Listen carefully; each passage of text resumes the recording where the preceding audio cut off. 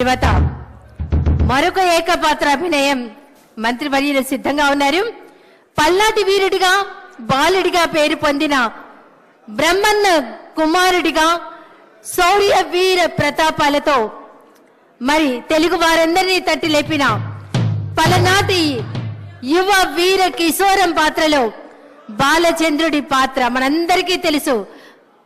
అమాత్యునిగా అంతకు మించినటువంటి గొప్ప నటులు వారి పర్యాటక సాంస్కృతిక సినిమాటోగ్రఫీ మంత్రుల వర్యులు గౌరవనీయులు శ్రీ సురేష్ గారు బాలచంద్రుడు ఏకపాత్రాభినయంతో తదుపరి మన ముందుకు రాబోతున్నారు. ఒక్కసారి గట్టిగా కర్తాల పళ్ళతో పాటి ఆహ్వానిద్దాం.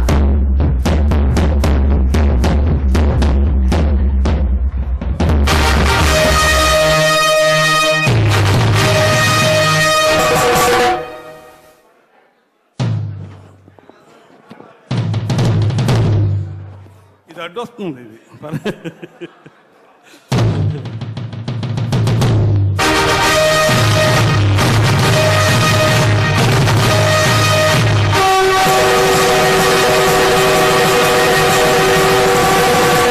అదే రణభేరి. ఈ కలికి ఈ మారణ హోమానికి ఏనాడో ఎక్కడో నిరాశ్రయంగా సన్యాసించబడి ప్రపంచ సౌఖ్యానికి ఆవల విసిరివేయబడిన దుప్పి భాగాల పాటి కారడివిలో ఆరవిల్లి నాగమ్మవనే నిన్ను నలగామరాజనే ఆ దురాత్ముడు నీ ఆతిథ్యానికి మేనుపరిచి చేరదీసి అండ చేసుకుని అమోచ్ఛమతో రందించకపోతే ఇంతటి చరిత్ర ఉండేది కాదే. అఖండ పలనాటి సీమ ఖండ ఖండాలుగా నరకబడి అంతఃకలహాలతో రొమ్ము గుతుకుని పోయేది కాదే, రొమ్ము గుతుకుని పోయేది కాదు.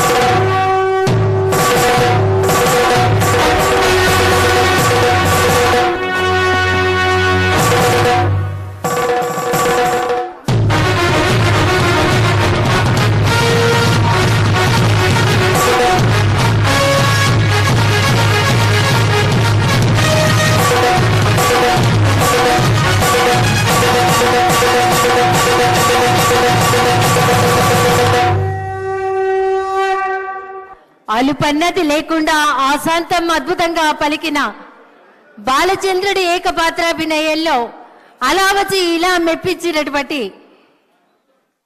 గౌరవ పర్యాటక సాంస్కృతిక సినిమాటోగ్రఫీ మంత్రి వర్యులు శ్రీ కందుల దుర్గేష్ గారికి ఒక్కసారి గట్టిగా కర్తల త్వరలో అందిద్దాం.